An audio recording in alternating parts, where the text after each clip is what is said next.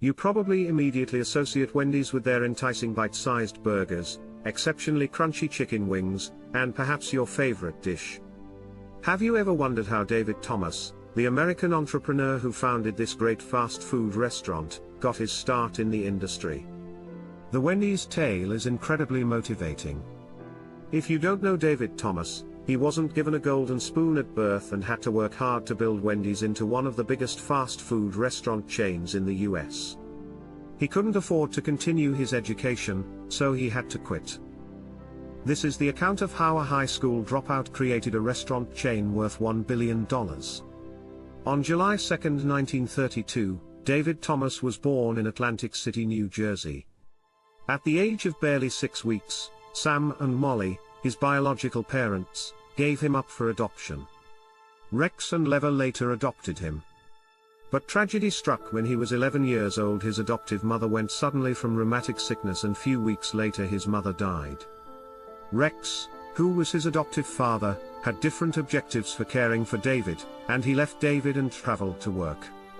At the age of 11, he even began working in restaurants after losing his foster mother at a young age. Between the ages of 5 and 12, they shared a home with his grandmother in Kalamazoo, Michigan. He stayed with her and continued to live a typical boy's life. One of them talked on the value of giving back to people and treating them with respect. He learned a lot of stuff. Every day, he would go to school. But by the time he was 12 in 1940, he needed to work to pay for his education. At the Rega's restaurant, he got a job. It was a fine dining establishment in the heart of Knoxville, Tennessee. At the workplace, David put in a lot of effort.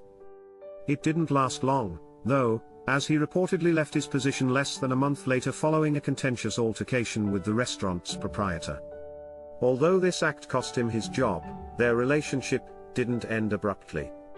His commitment to the job impressed his boss greatly. He then took a totally unexpected action. He asked David to sign an autograph, which he kept by the entrance to his restaurant until it was finally shut down in 2009. David Thomas, on the other hand, was quite distraught over losing his job following this occurrence and made a self-promise that he would never do so again. Finally, when David Thomas was 15 years old, he and his adoptive father Rex relocated to Indiana, and David began working for another restaurant chain named Hobby House. However, things didn't go as he had anticipated. As a result of having to work full-time to support himself, he would no longer be able to attend school. He promptly ceased attending classes and started working full-time at Hobby Horse. You can only imagine the struggles he had to face on his own after his father abandoned him once more. When the Korean War began in 1950, he left 3 years later, at the age of 18, to join the US Army.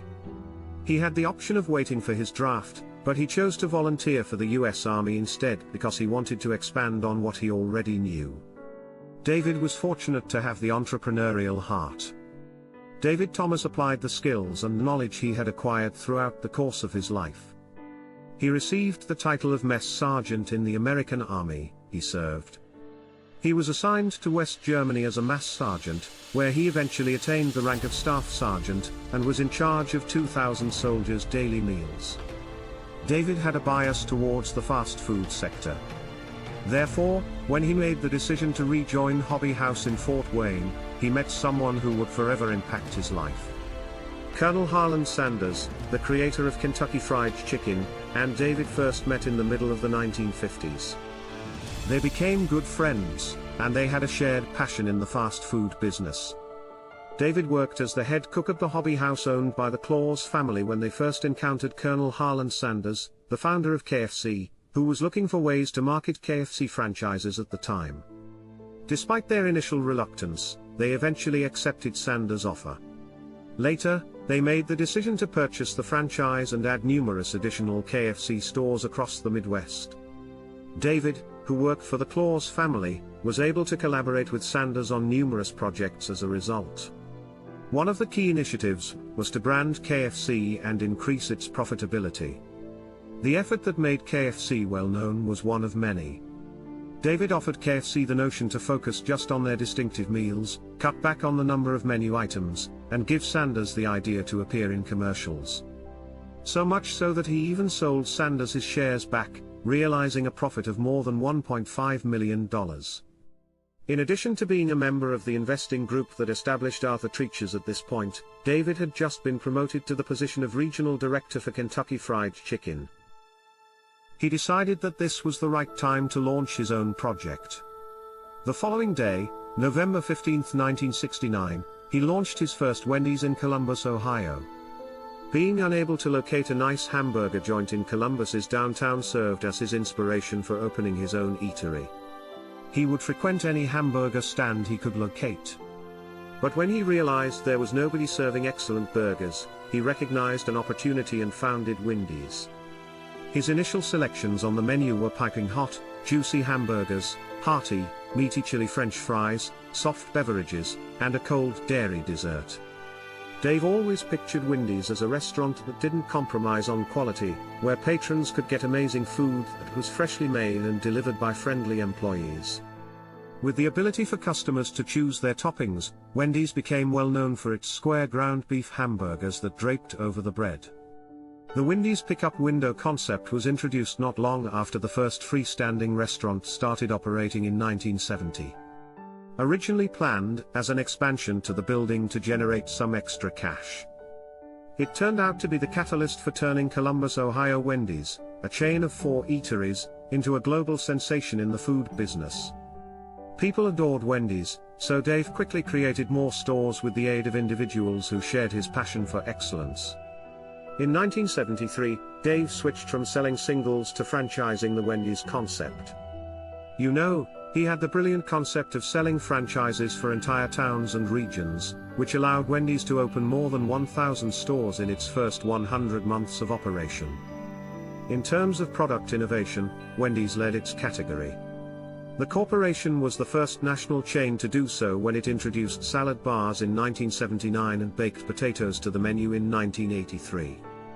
The business and restaurant industries instantly hailed Dave's accomplishments and creativity as further discoveries quickly followed.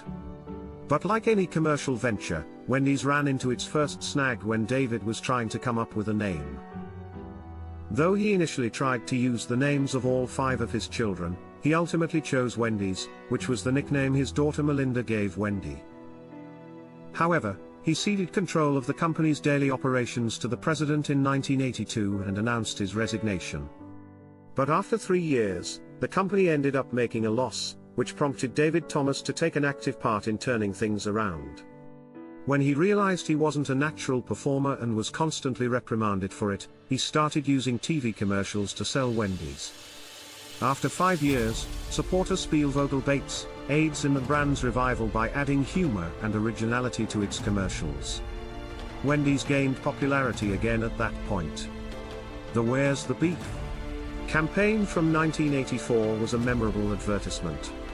Thomas quickly gained notoriety, and by the mid-1990s, Wendy's advertisements were a huge hit. About 90% of Americans knew who Thomas was thanks to their immense popularity.